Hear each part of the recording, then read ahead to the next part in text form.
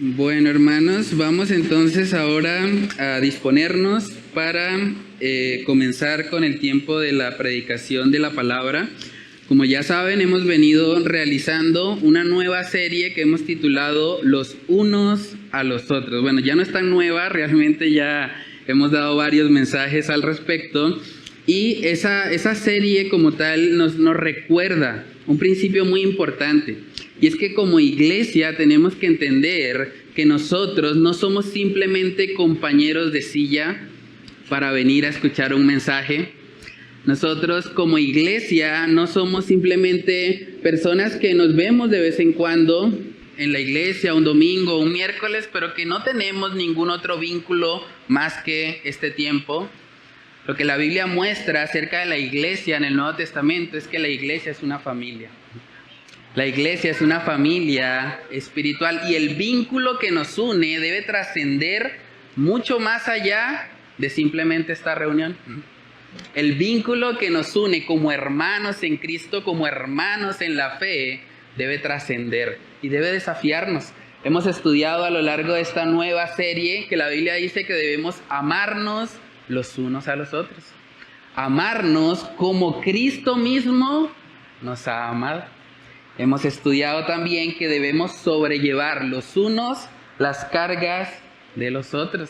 Habla de la vida en comunidad, conocer qué está pasando en la vida de cada quien para que juntos podamos sobrellevar la carga. Debemos también exhortarnos o animarnos los unos a los otros. Si hay algún hermano que se está desviando, la iglesia debería ser el instrumento que Dios use para corregir a ese hermano, para animarlo a que pueda luchar efectivamente contra el pecado y pueda vivir en santidad. En la iglesia también debemos soportarnos y perdonarnos los unos a los otros. Hace parte de la vida en comunidad. Hace 8 días nuestro hermano Miguel nos estuvo compartiendo acerca de que debemos confesar nuestras faltas y orar los unos por los otros. Todo hace parte de un entendimiento de la iglesia, no como un evento, no como algo que hacemos una vez por semana. No, la iglesia entendida como mi familia espiritual. Y el día de hoy vamos a continuar hablando acerca de lo que Dios demanda a la iglesia. Esta vez vamos a estar viendo el que es uno de los pasajes que personalmente considero más difíciles o más desafiantes para la iglesia. Es uno de los textos más desafiantes porque nos insta a hacer algo que es contranatural, que es contraintuitivo, que es contracultural también. En nuestra sociedad nos han enseñado todo el tiempo que debemos vivir primero para nosotros, que lo principal en nuestra vida debemos ser nosotros. El mundo dice cosas como ámate a ti mismo, vive para ti, haz lo que te haga feliz a ti. Primero tú, después tú, tercero tú y si queda tiempo, también para ti. Vivimos en un mundo egocentrista donde el centro de todo es el individuo, es la persona, es el humanismo. Pero lo que vemos en la palabra de Dios es que la exhortación que Dios le hace a la iglesia, a los cristianos, es que no debemos vivir así. No debemos amoldarnos a esa cultura del amor propio. Más bien debemos contrarrestar esa cultura con el amor cristiano. El amor cristiano que ama a Dios sobre todas las cosas y que ama a su prójimo como a sí mismo. Vamos a estar estudiando la mañana de hoy el principio de estimar cada uno a los demás como superiores, no iguales, como superiores a sí mismo. Filipenses capítulo 2, versos del 1 al 8. Voy a leer ese pasaje y comenzamos con oración. Dice ahí, por tanto, si hay alguna consolación en Cristo, si algún consuelo de amor, si alguna comunión del Espíritu, si algún afecto entrañable, si alguna misericordia, completad mi gozo, sintiendo lo mismo, teniendo el mismo amor, unánimes, sintiendo una misma cosa. Nada hagáis por contienda o por vanagloria. Antes bien, con humildad, estimando cada uno a los demás como superiores a él mismo, no mirando cada uno por lo suyo propio, sino cada cual también por lo de los otros. Haya pues en vosotros este sentir, que hubo también en Cristo Jesús, el cual, siendo en forma de Dios, no estimó el ser igual a Dios como cosa que aferrarse, sino que se despojó a sí mismo, tomando forma de siervo, hecho semejante a los hombres. Y estando en la condición de hombre, se humilló a sí mismo, haciéndose obediente hasta la muerte y muerte de cruz. Vamos a orar para pedir la dirección del Señor. Padre, te damos muchas gracias, Señor, por permitirnos estar aquí en esta mañana meditando en este texto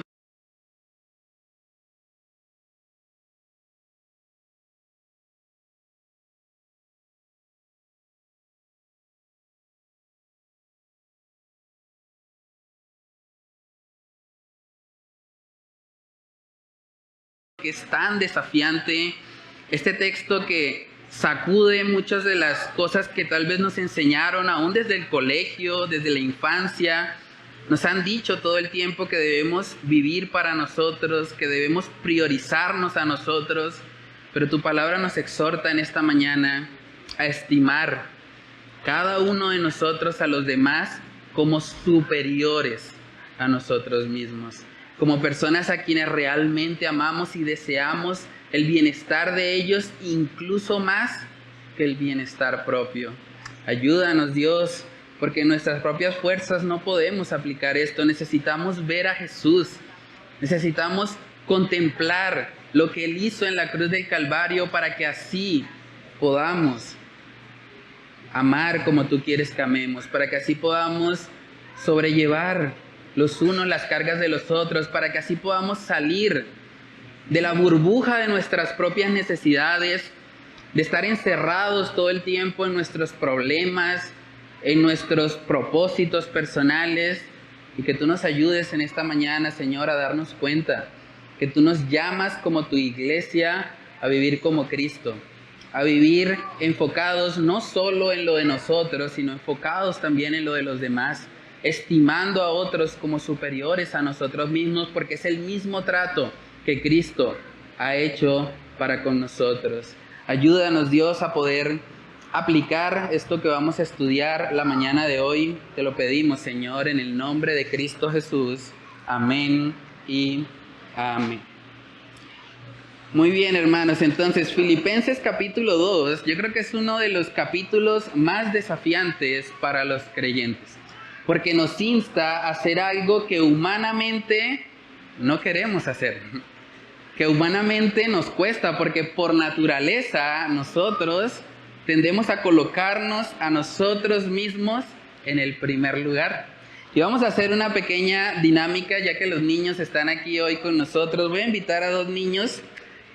Alejo, ¿puedes venir? Y de pronto Esteban, ¿puedes venir? Vamos a hacer una dinámica para ver cómo es la naturaleza del ser humano.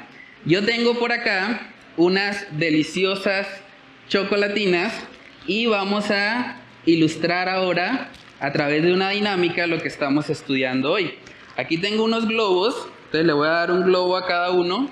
Aquí está el globo verde y el globo morado. Vamos a hacer lo siguiente: ustedes dos van a hacer una competencia de el que infle el globo más rápido. Pero esperen, todavía no. Hay que inflarlo y amarrarlo, ¿sí? Y no se les puede explotar. El que infle el globo más grande, ese se gana la chocolatina. ¿Listo? Una chocolatina, ¿vale? Entonces vamos a hacerlo a la cuenta de 3. 1, 2 y 3. Vamos a ver cómo les va. El globo más grande posible y luego lo amarran sin que se explote.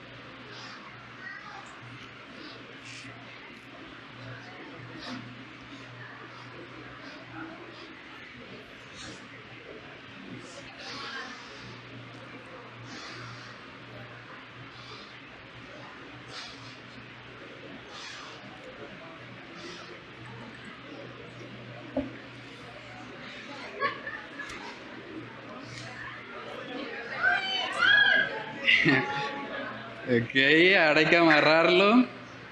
Vamos a ver.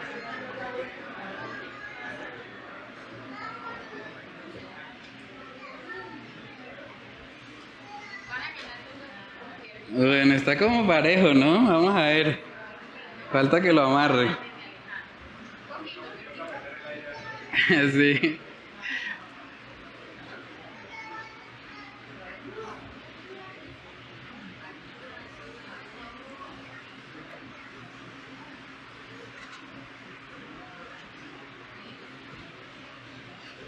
Bueno, está como duro ese amarre, ¿no?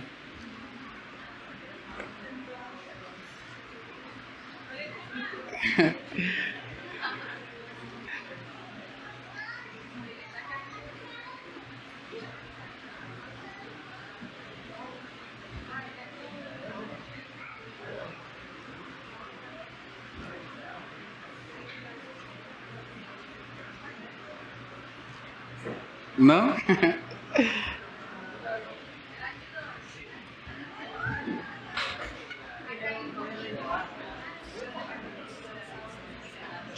Ahí, vamos a ver.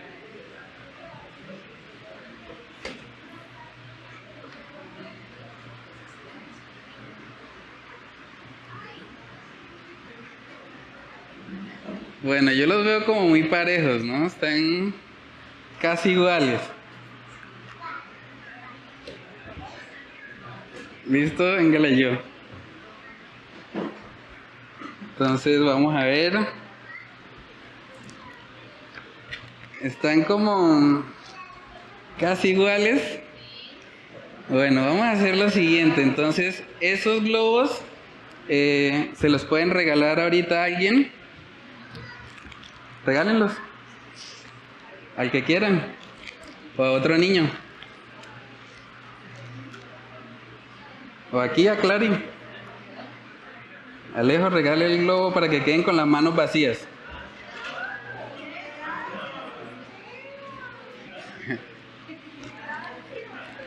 Bueno, entonces pasan ahora hacia adelante. Vamos a darle entonces la chocolatina a los dos. Igual tenemos 2 chocolatinas. Entonces va a haber una aquí para Esteban y otra para Alejo. ¿Listo? Muy bien. Pero no hemos terminado. Vengan, vengan, no hemos terminado.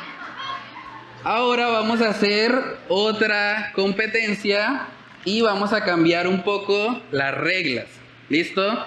Esta vez cada uno va a recibir nuevamente un globo y ahora el que infle el globo más grande y que lo amarre sin que se explote le va a regalar su chocolatina a la otra persona.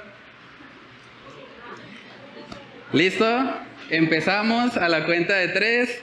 1, 2 y 3. El globo más grande regala su chocolatina a la otra persona.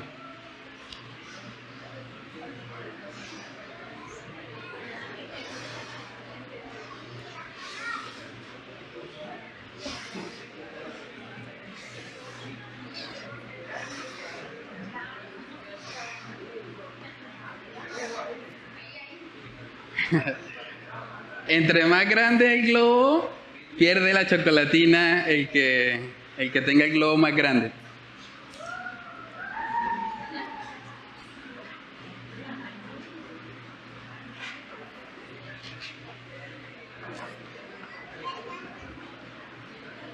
Bueno, ahora parece ser que sí tenemos un ganador, un globo que se ve más grande.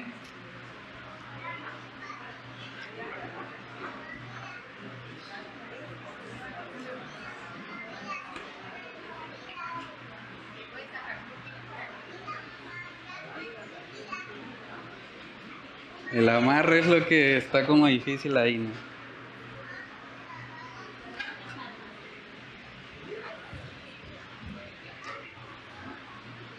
¿De yo? Ok, vamos a ver.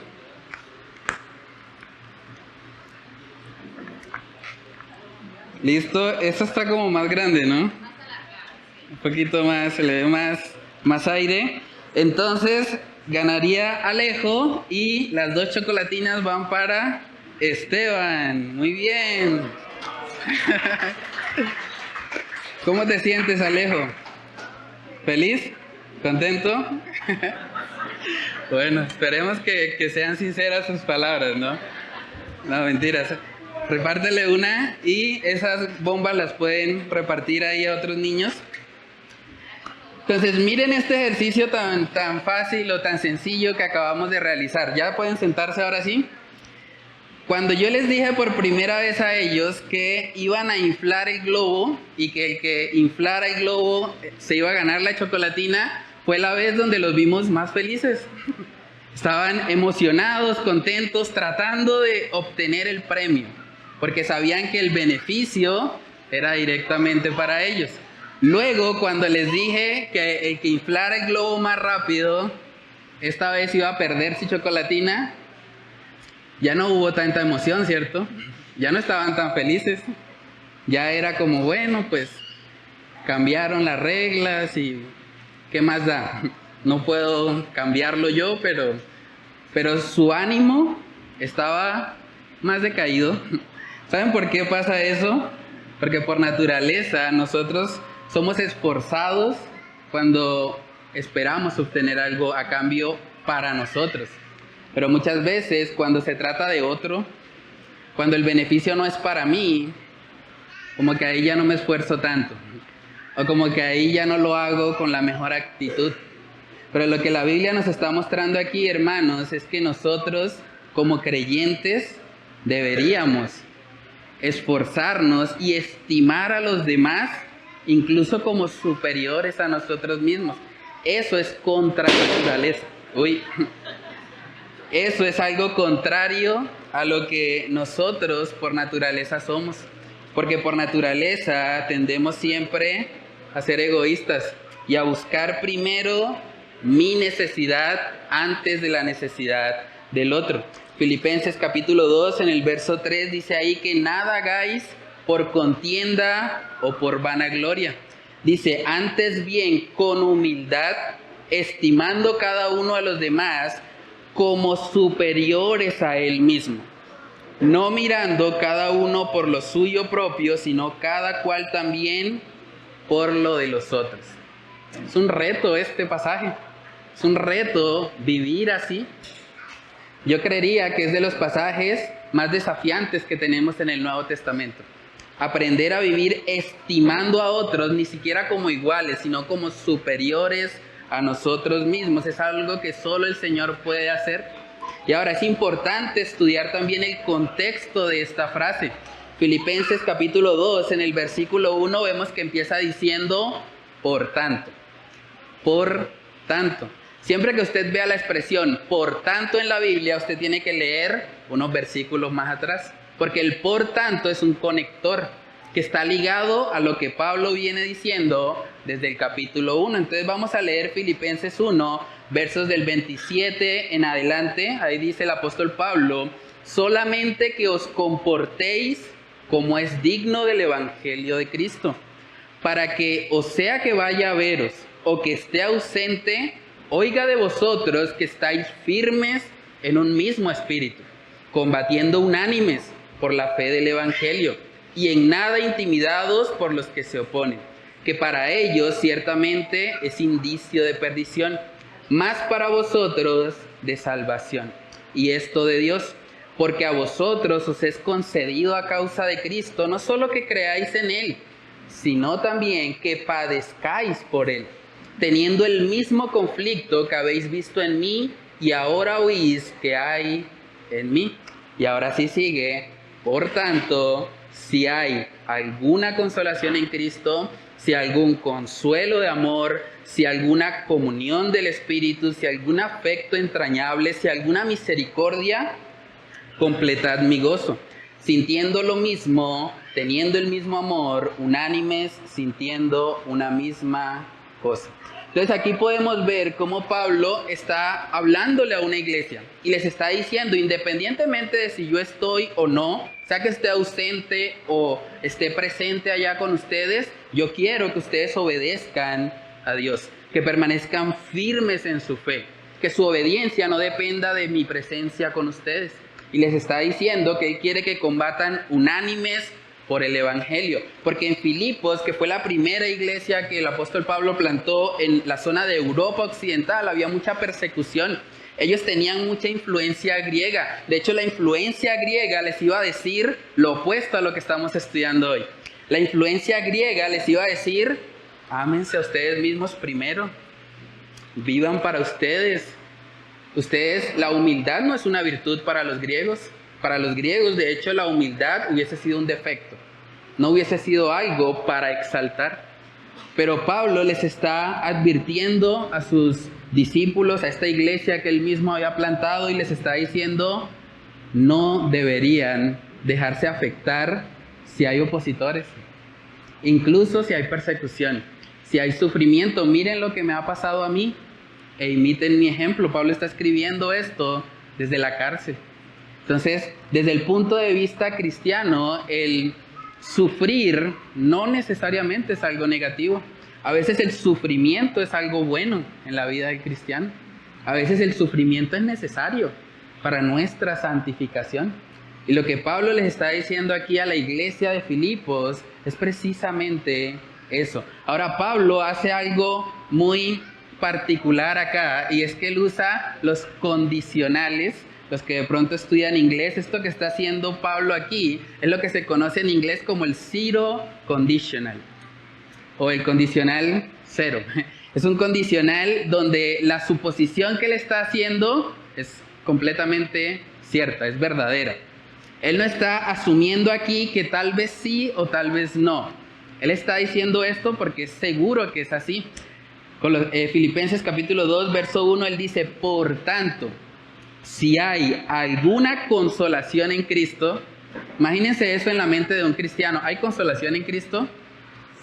Claro que sí, obviamente sí. Si hay algún consuelo de amor para los que estamos en Dios, por supuesto que sí. Si hay alguna comunión del Espíritu, claro, hemos sido sellados con el Espíritu Santo. Si hay algún afecto entrañable, tenemos el entrañable amor de Dios derramado en nuestros corazones. Si hay alguna misericordia, Dios mismo ha derramado su misericordia sobre los creyentes. Por supuesto que sí. Lo que Pablo está haciendo aquí en este pasaje es colocando una base doctrinal para él poder instar a la iglesia de Filipos a vivir lo que estamos estudiando. Lo que Pablo quería no era que ellos le obedecieran de manera mecánica o de manera superficial o simplemente porque él les dijera que lo hicieran, sino que Pablo los está llevando a la raíz del asunto. Pablo les está diciendo: si ustedes han recibido esto de Jesús, si han recibido estas bendiciones espirituales en Cristo, ahora vivan de tal manera que ustedes puedan dar a otros de lo mismo que han recibido. Lo que está enseñando Pablo aquí es que así como ellos han recibido todas estas cosas, ahora tenían el llamado de Dios de dar de eso que primeramente habían recibido. Y saben que ese es un principio que el apóstol Pablo enseña a varias iglesias en el Nuevo Testamento. Cuando miramos la iglesia de Éfeso, en Efesios capítulo 3, podemos ver que Pablo les dice algo semejante. Efesios 3, verso 14 dice: por esta causa doblo mis rodillas ante el Padre de nuestro Señor Jesucristo, de quien toma nombre toda familia en los cielos y en la tierra, para que os dé, conforme a las riquezas de su gloria, el ser fortalecidos con poder en el hombre interior por su Espíritu, para que habite Cristo por la fe en vuestros corazones, a fin de que, arraigados y cimentados en amor, seáis plenamente capaces de comprender con todos los santos cuál sea la anchura, la longitud, la profundidad y la altura, y de conocer el amor de Cristo, que excede a todo conocimiento, para que seáis llenos de toda la plenitud de Dios. Esto que Pablo está diciendo aquí es: ustedes tienen que estar arraigados y cimentados en amor para que puedan amar. Ustedes tienen que conocer a Cristo, tienen que tener una relación íntima con Él para que entonces puedan amar a otros, para que puedan dar de lo que primeramente han recibido. Si miramos también, el apóstol Juan dice algo parecido en su carta, primera de Juan, capítulo 3, Primera de Juan capítulo 3, en el versículo 16, dice ahí la palabra: en esto hemos conocido el amor, en que Él puso su vida por nosotros. Ahora dice, también nosotros debemos poner nuestras vidas por los hermanos. Conociendo el amor de Dios, conociendo que Él puso su vida por nosotros, ahora debemos poner nuestras vidas por los hermanos. Muy importante eso. Los niños que están acá, ¿será que yo puedo darle chocolates a alguien si primero no tengo chocolate yo? ¿Cómo hice para entregarle los chocolates a ellos? Porque los tenía primero. De la misma manera, como cristianos, no podemos amar a otros si no hemos recibido primeramente el amor de Dios. Si no hemos experimentado esto que está diciendo aquí Primera de Juan, si no hemos conocido el amor de Dios, pues no podemos amar. Y menos de la manera en que Cristo nos ha amado. Entonces lo que Pablo está haciendo aquí con esta iglesia de Filipos es ayudándoles a contemplar todas las bendiciones, todas las riquezas espirituales que ellos tienen en el Señor, para que echen mano de eso y puedan vivir de esta manera contracultural, para que pudiesen vivir de tal manera que estimaran a los otros como superiores a ellos mismos. Filipenses capítulo 2, en el verso 2, después de Pablo sentar esas bases doctrinales, ahora en el versículo 2 él hace una petición personal. Él está diciendo: completad mi gozo. Completad mi gozo. Ahora Pablo está hablando desde un corazón más pastoral. Pablo está diciendo: ¿ustedes quieren que yo tenga gozo? ¿Ustedes quieren que yo como pastor esté feliz? Pues vivan de esta manera, dice ahí, sintiendo lo mismo, teniendo el mismo amor, unánimes, sintiendo una misma cosa. Es impresionante porque el gozo de Pablo no dependía de estar en libertad. Pablo no les está diciendo: completad mi gozo haciendo todo lo posible para que yo salga de la cárcel. No. El gozo de Pablo estaba en que la iglesia refleja a Cristo. En que la iglesia pueda vivir sintiendo lo mismo, teniendo el mismo amor, unánimes, sintiendo una misma cosa. Ese era el gozo de Pablo. Y es interesante porque esa palabra sintiendo no tiene que ver necesariamente con emociones. En el idioma original, cuando habla de la palabra sintiendo, se refiere a un ejercicio de nuestra mente. Por eso en otras traducciones también aparece la expresión poniéndose de acuerdo o teniendo un mismo parecer. No quiere decir que todos en la iglesia vamos a sentir lo mismo o vamos a pensar lo mismo en todos los temas.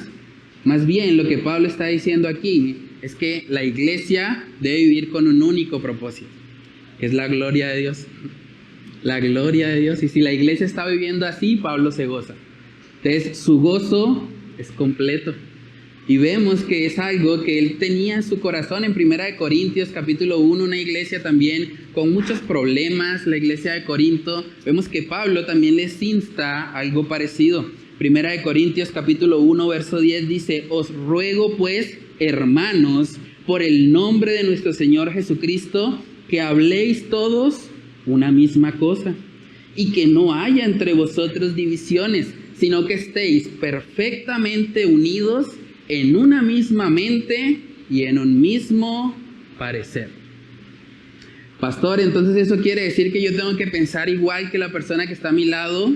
No necesariamente, o no en todas las cosas, pero en cuanto a lo que tú has recibido en Cristo Jesús, sí deberían pensar lo mismo.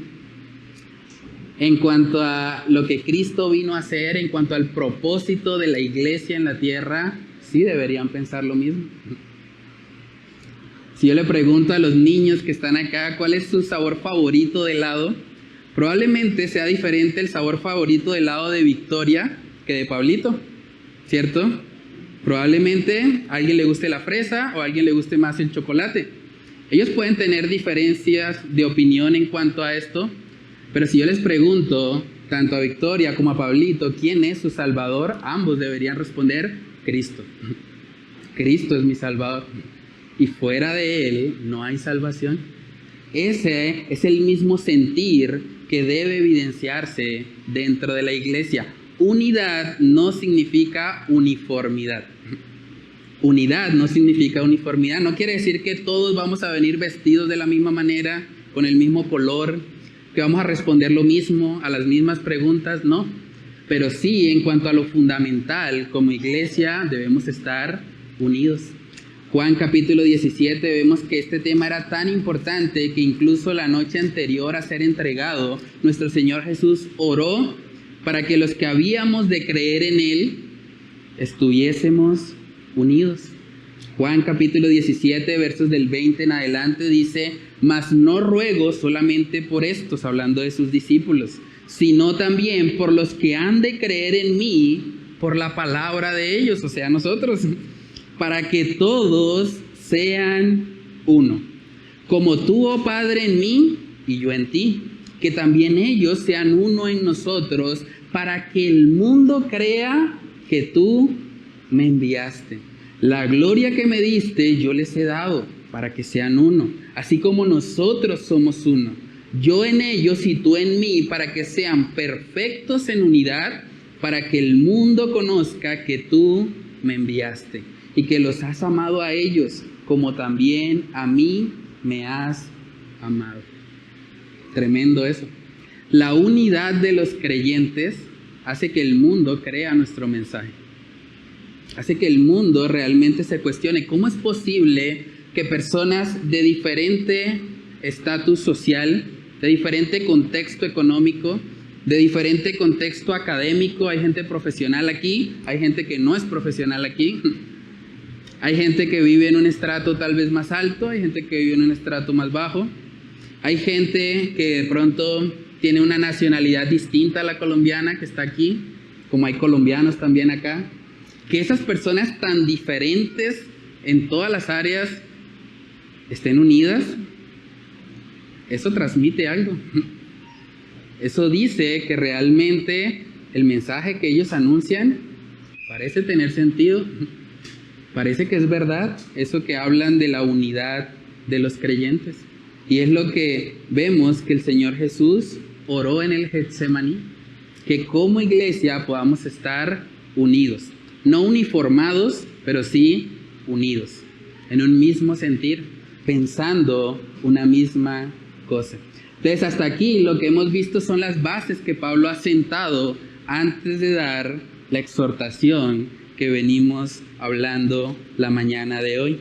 Luego de colocar estas bases doctrinales, vemos que ahora Pablo dice en el verso 3, nada hagáis por contienda o por vanagloria.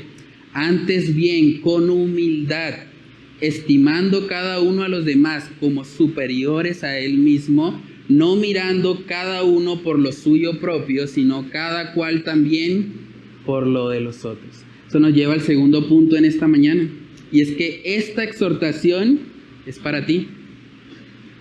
Esta exhortación es para ti. ¿Es en serio? Pablo está diciendo ahí, cada uno. Y lo vuelve a repetir en el verso 4. Cada uno, eso te incluye a ti. ¿Saben qué es curioso? Porque hay cristianos que piensan convenientemente, o más bien pecaminosamente, que como ellos no están sirviendo de pronto en un área visible de la iglesia, entonces ellos piensan como que yo no tengo que comprometerme tanto. Como que esos pasajes de amor sacrificial, de estimar al otro como eso es como para el pastor. Que lo haga él es el que está allá parado, entonces que responda. O que lo hagan los líderes, los que llevan tiempo en la iglesia, a ellos es lo que les toca. O están sirviendo, entonces si están sirviendo, ¿quién los manda a servir? Y es muy conveniente, es muy pecaminosa esa manera de pensar, porque me excluye de algo que también es mi responsabilidad. El hecho de que tú no estés sirviendo públicamente en la iglesia no te exime de esto. Pablo no está diciendo aquí, y cada servidor, y cada pastor, y cada diácono, y cada persona que está involucrada en un ministerio, cumpla con esto. Los demás, pues, no pasa nada. No, lo que Pablo está diciendo aquí es, Si tú has recibido estas riquezas espirituales de los primeros 2 versículos, tú estás llamado por Dios a dar de eso a otros. Incluso si eres un niño.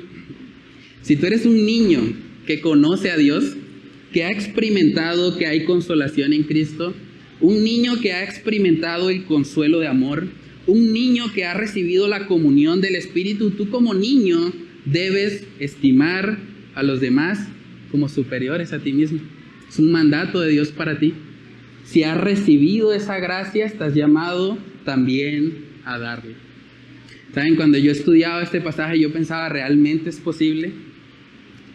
Porque esto es algo completamente contranatural. Es algo que humanamente no hacemos. ¿Realmente es posible vivir así? ¿Es posible que exista un cristiano que estime a los demás como superiores a él mismo? ¿Es posible eso? ¿Saben que cuando vamos a la palabra de Dios, vemos que sí? Vemos que es posible. No porque los cristianos sean mejores o porque sean buenos en sí mismos, sino porque estaban llenos del Espíritu Santo y Dios hizo la obra para que eso se pudiera evidenciar. Un ejemplo de eso, y lo hemos estudiado acá en el tiempo de la ofrenda, lo podemos ver en 2 de Corintios capítulo 8. 2 de Corintios capítulo 8 nos da un ejemplo de cómo se ve una iglesia que estima a los demás como superiores a sí mismo. Miremos lo que dice, 2 de Corintios 8, verso 1, dice, asimismo, hermanos, os hacemos saber la gracia de Dios que se ha dado a las iglesias de Macedonia.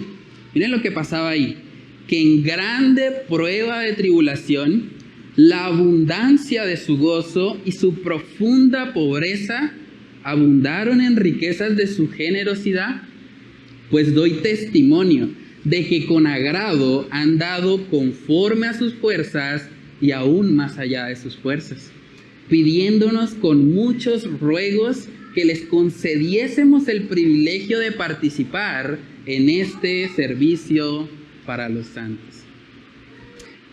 ¿Pueden ver cómo esta iglesia no está pensando en ella misma?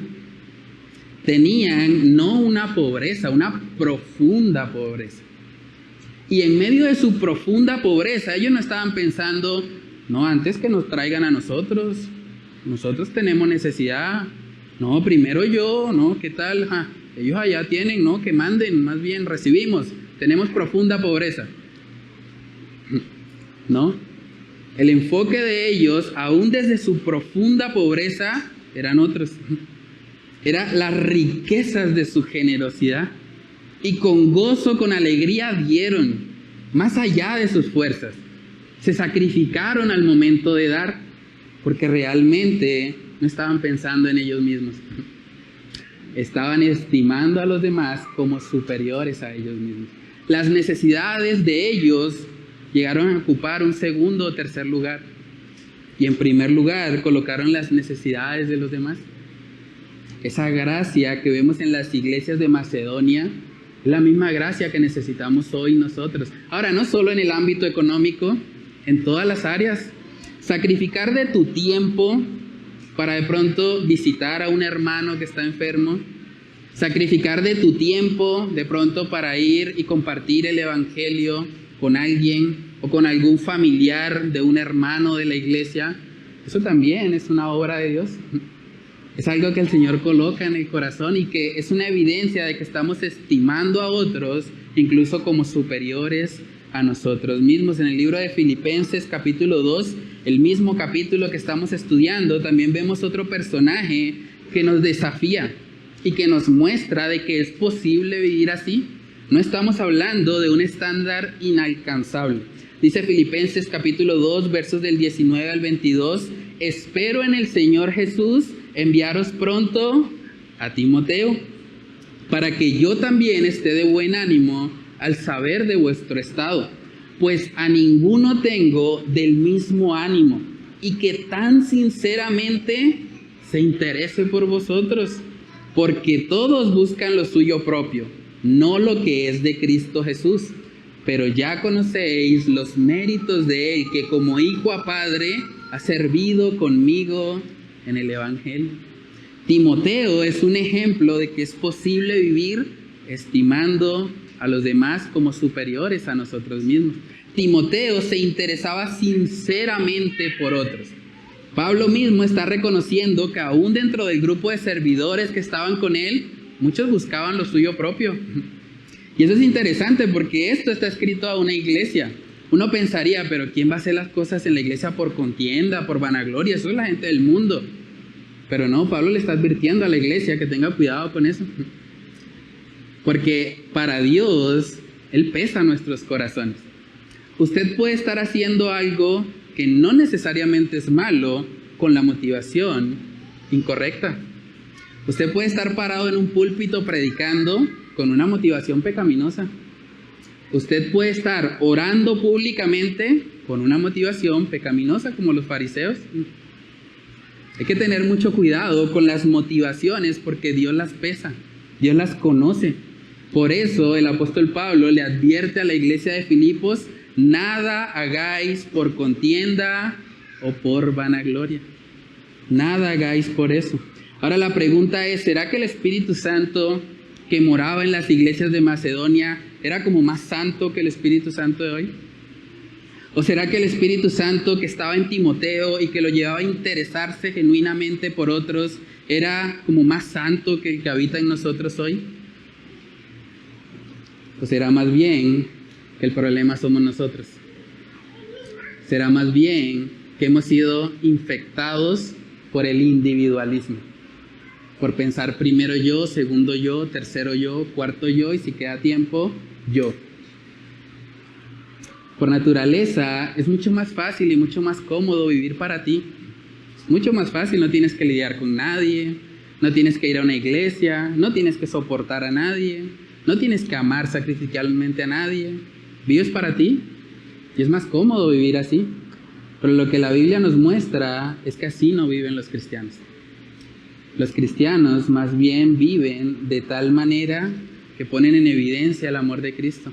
Y vivimos en comunidad los unos a los otros, amándonos, soportándonos, exhortándonos, perdonándonos, sumisos unos a otros, como decía el hermano Yesid al principio. Es parte del diseño de Dios para su iglesia. Hermanos, la razón por la que no vivimos esto es porque estamos más bien en la primera parte del versículo. Estamos en la contienda y la vanagloria.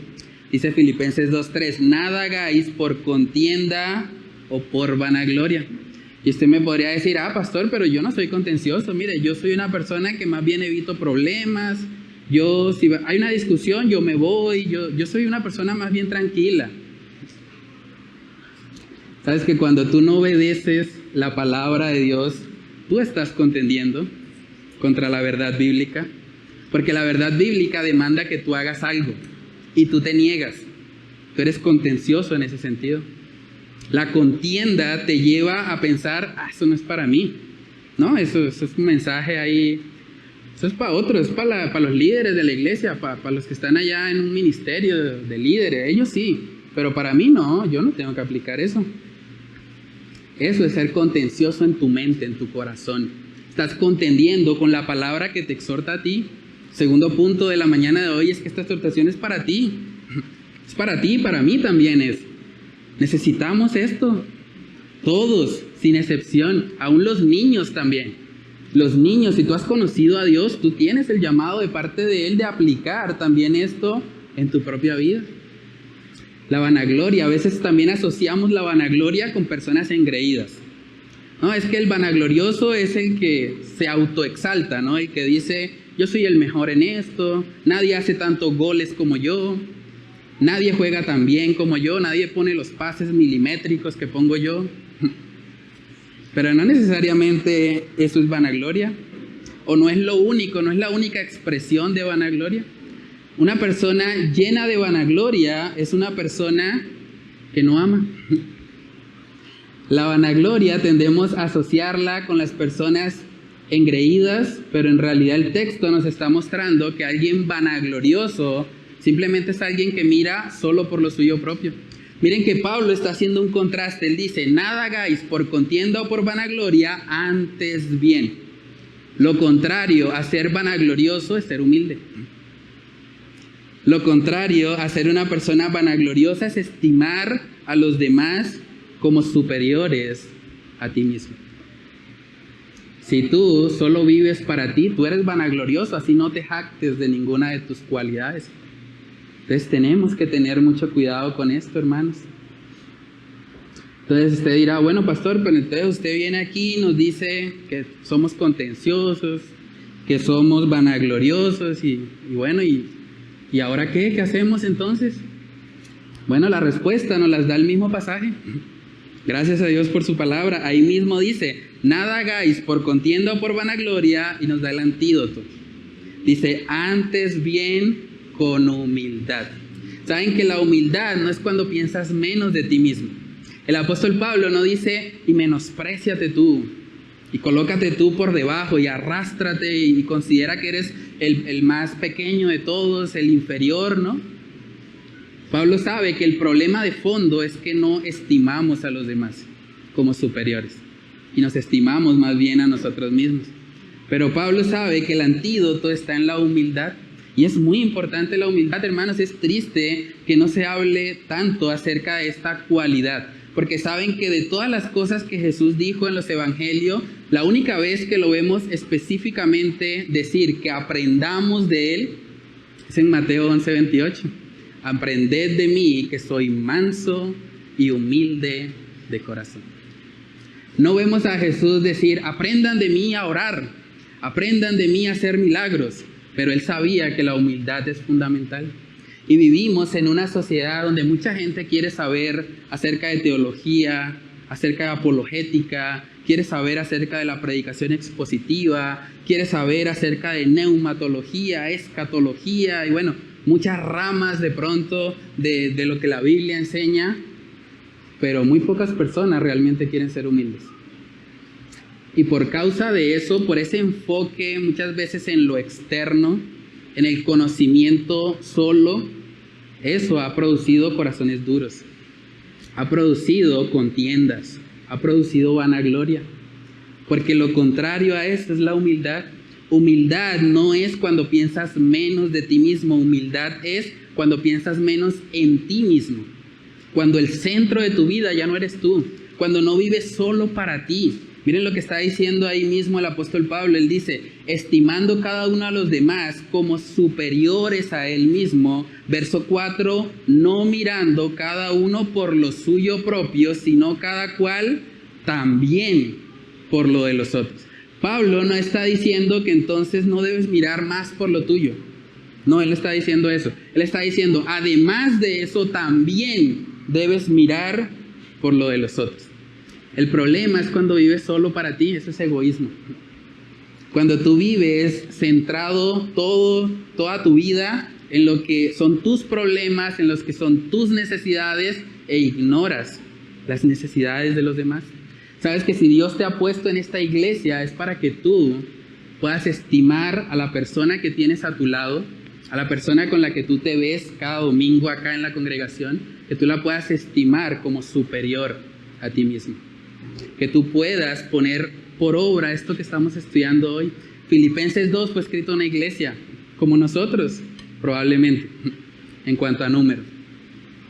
Y es necesario que podamos aplicar estos principios dentro de la iglesia. Déjame preguntarte, honestamente, a manera de reflexión, ¿tú estimas a la persona que tienes al lado?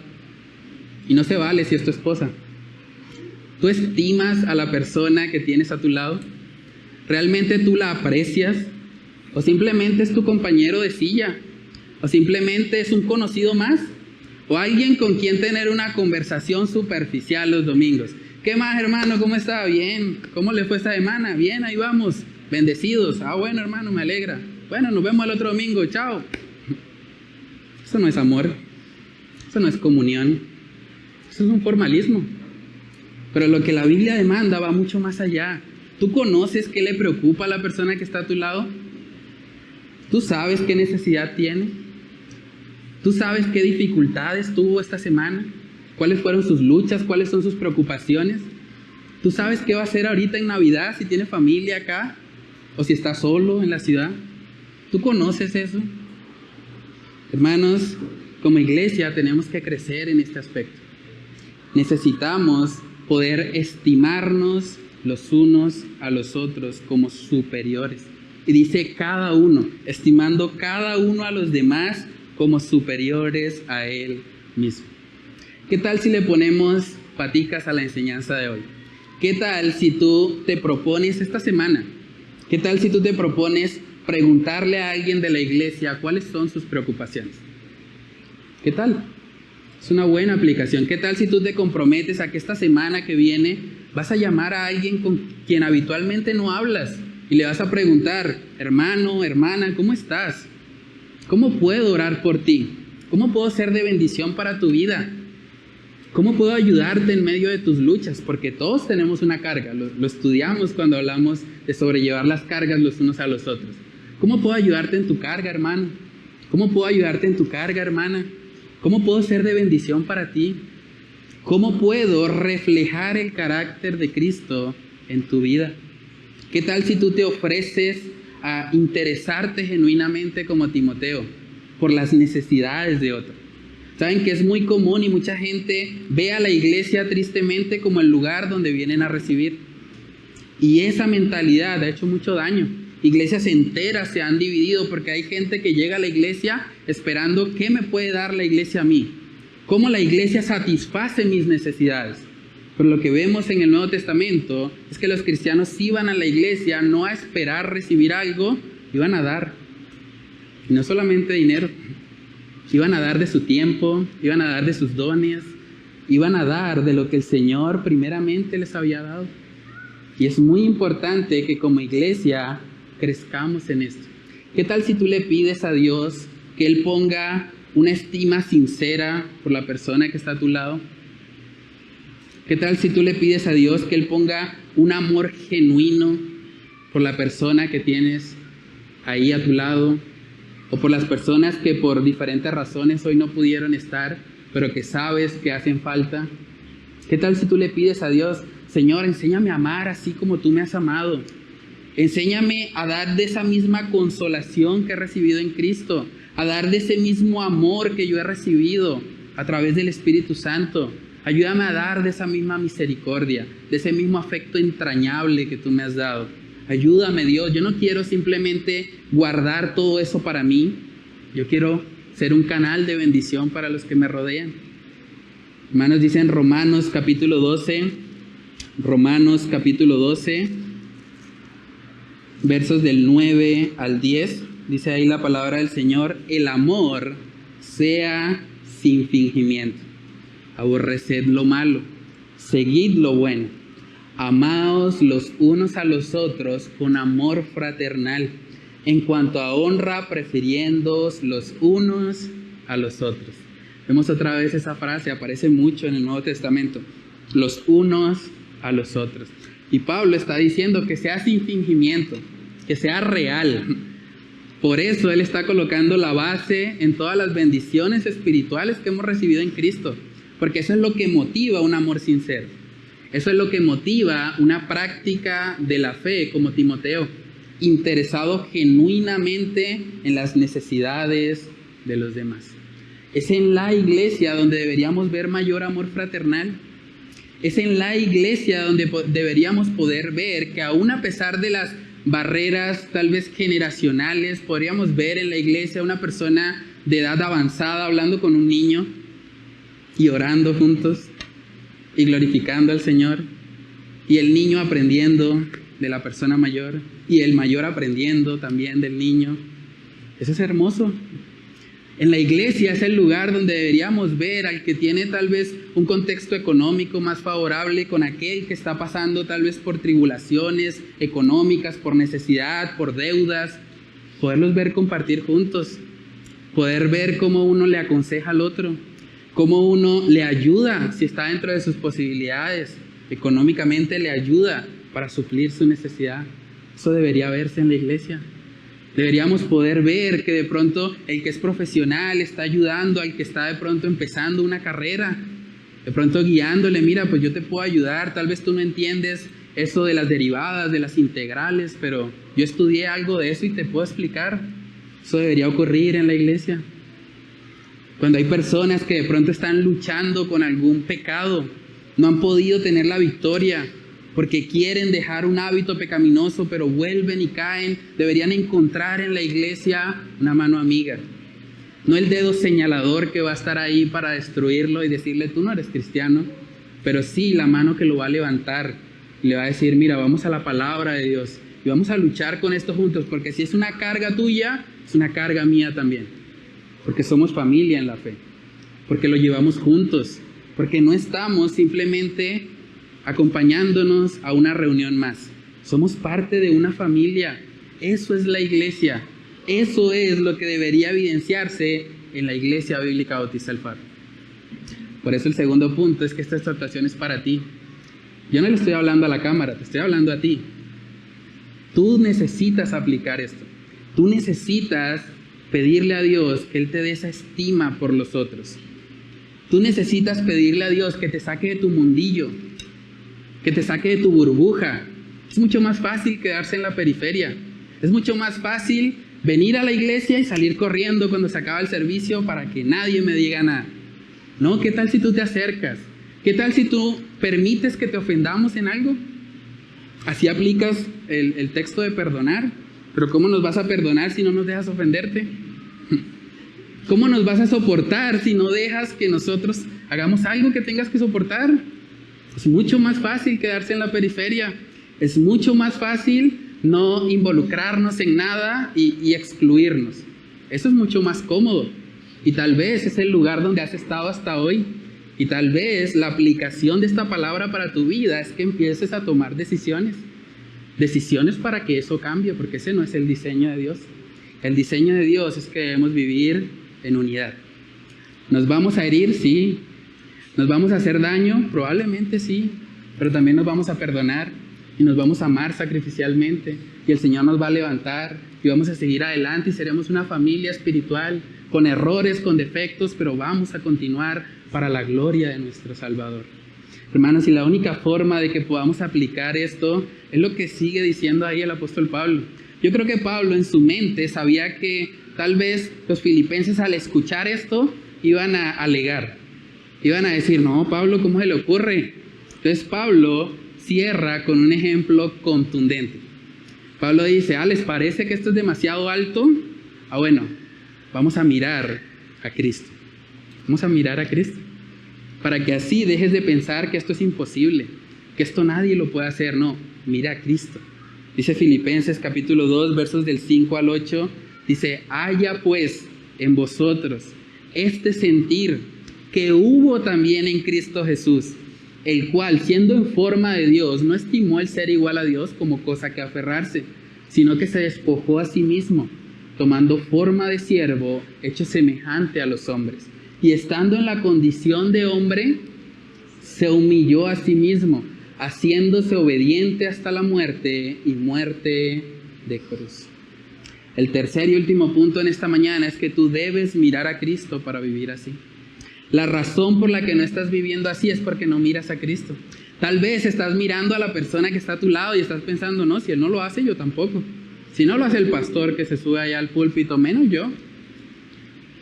Pero eso no es lo que la Biblia demanda de ti. La Biblia dice, puestos los ojos en Jesús, el autor y consumador de la fe. Tú debes mirar lo que Cristo hizo. Si tú te identificas como cristiano, tu estándar de vida, tu ejemplo a seguir, no es el pastor, no es el líder del ministerio, no es la persona que lleva 50 años en el evangelio, es Cristo. Cristo es tu estándar. Tú debes seguir el ejemplo de Él. Y miren lo que Cristo hizo, y eso es impresionante, hermanos. En esta época del año que muchos están pensando en la Navidad, en el pesebre, en el bebé, yo creo que no dimensionamos la magnitud de la humillación de Cristo. Miren lo que el texto está diciendo ahí, Filipenses 2, en el verso 5, dice, haya pues en vosotros este sentir, esta manera de pensar, que hubo también en Cristo Jesús, el cual, siendo en forma de Dios, no estimó el ser igual a Dios como cosa que aferrarse. Imagínense eso. El Dios atemporal, el Dios adimensional, el Dios inmaterial, decidió entrar al mundo. El Dios atemporal entró en el tiempo. El Dios que es espíritu, que es inmaterial, entró a la materia, a su creación.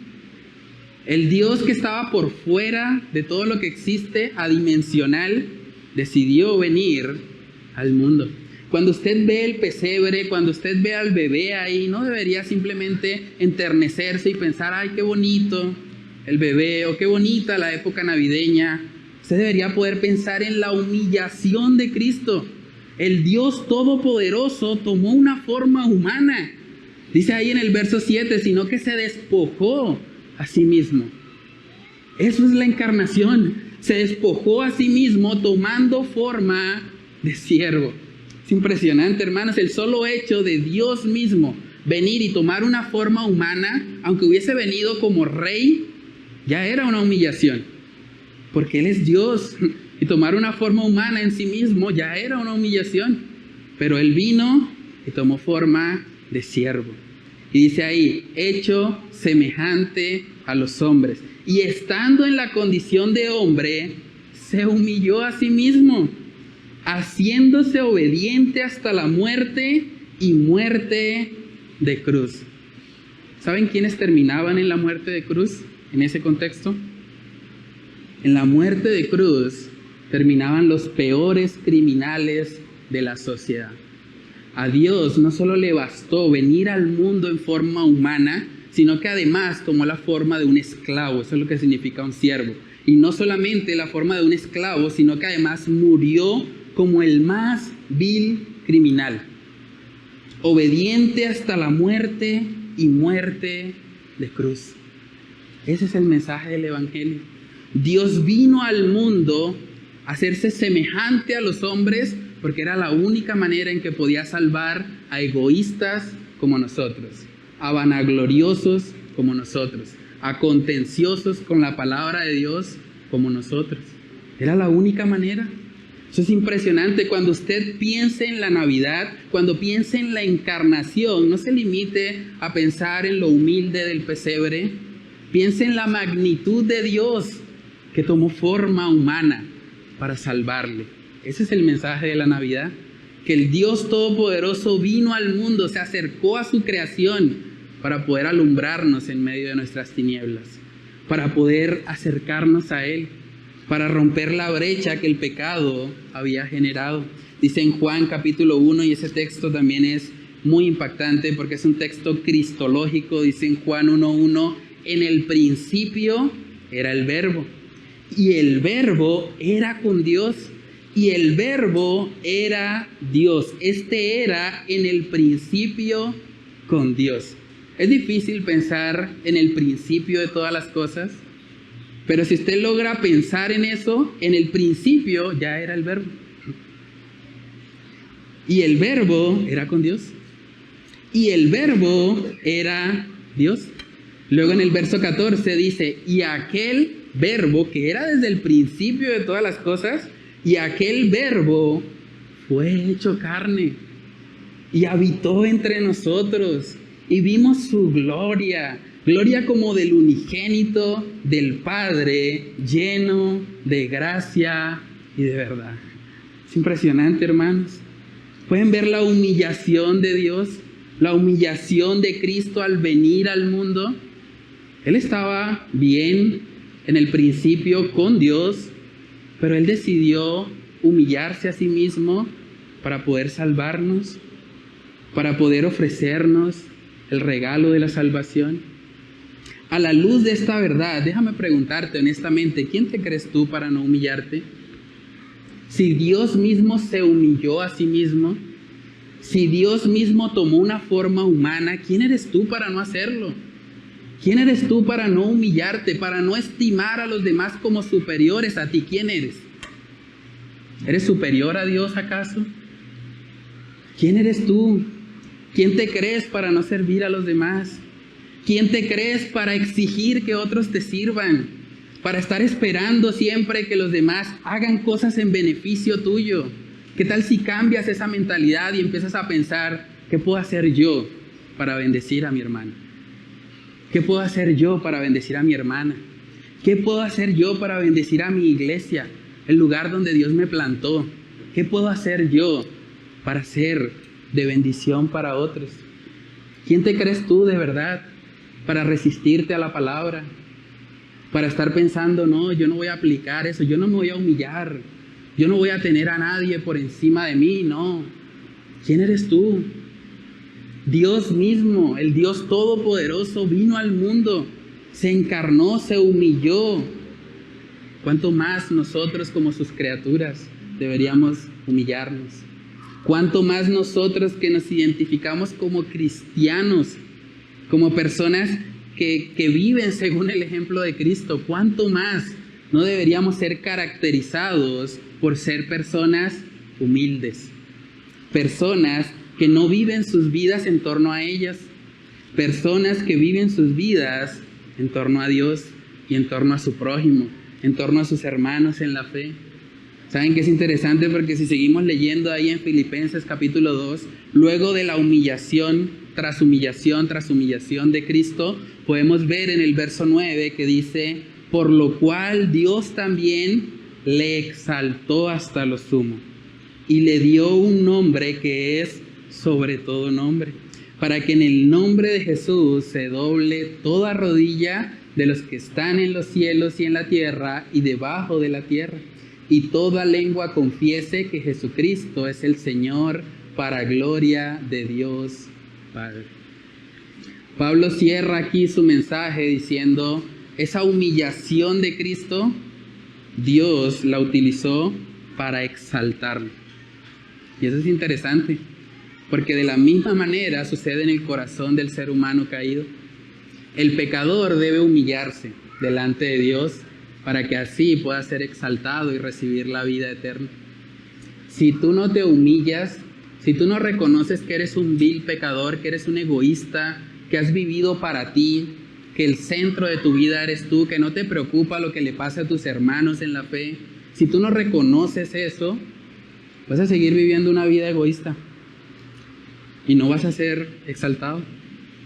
En el reino inverso de Dios, el que se humilla será exaltado. En cambio, el que se enaltece, el que es vanaglorioso, el que vive solo para lo suyo propio, sin importarle lo de los demás, ese será humillado. Mateo capítulo 23, en el versículo 12, dice ahí, porque el que se enaltece será humillado, y el que se humilla será enaltecido. Solo hay dos posibles respuestas ante el mensaje que estás escuchando hoy. Puedes enaltecerte y pensar, esto no aplica para mí, yo voy a seguir viviendo para mí mismo, a mí no me importa lo que haya dicho ese pastor. O puedes humillarte. Puedes humillarte y reconocer que así como Cristo se humilló hasta lo sumo para salvarte, ahora tú estás llamado por Él a que también te humilles, a que también estimes a los demás como superiores a ti mismo, a que salgas de la burbuja del egoísmo y que empieces a pensar en el bienestar de otros, que le pidas a Dios que Él te dé un corazón así, un corazón como el de Cristo, un corazón que no está exigiendo que otros satisfagan sus necesidades, sino más bien un corazón que está dispuesto a satisfacer las necesidades de los demás. Hermanos, como iglesia necesitamos eso. Y no va a ocurrir si no somos intencionales. Si este mensaje se queda simplemente en un asentamiento de cabeza y tú sales de aquí a seguir viviendo tu vida egoísta, la iglesia no va a cambiar. No vamos a crecer en esto que estamos estudiando. Pero si tú te comprometes hoy, te comprometes delante de Dios a vivir conforme a lo que hemos estudiado hoy, a no buscar lo tuyo propio, sino más bien los de los demás. Si tú haces eso hoy, podremos ver por la gracia de Dios una iglesia transformada. Una iglesia que refleje el carácter de Jesús. Una iglesia donde en vez de estar exigiendo o buscando que otros llenen nuestras necesidades, que seamos nosotros los primeros en ir y satisfacer las necesidades de los demás. Pero la única forma en que eso va a ocurrir es si Cristo primeramente está morando en nuestros corazones. Así que si tú estás aquí, amigo o amiga, persona que tal vez nos está escuchando a través del internet o que viene por primera vez, si tú estás aquí pensando, eso es imposible, no hay nadie que viva así. O si tú reconoces, si tú examinas tu propia vida y te das cuenta, yo he vivido toda mi vida para mí, Yo nunca he puesto a los demás como superiores a mí mismo. Tal vez la razón por la que nunca lo has hecho es porque no has conocido a Jesús. Porque no has experimentado su amor. Dice en Romanos 5 que el amor de Cristo ha sido derramado en nuestros corazones. Tú debes recibir ese amor en tu corazón. Tú debes recibir el Evangelio. Tú debes reconocer primeramente que has pecado, que has sido un egoísta, pero también debes reconocer que Cristo es un gran Salvador. Y que Cristo vino a salvar a pecadores como tú. Él vino a salvar a todo aquel que en Él cree, a todo aquel que se humilla. Dice en Salmo 51 también que el corazón contrito y humillado no lo desprecia el Señor. Humíllate hoy, humíllate delante de Dios y yo te aseguro por la palabra de Dios que Él no te va a rechazar.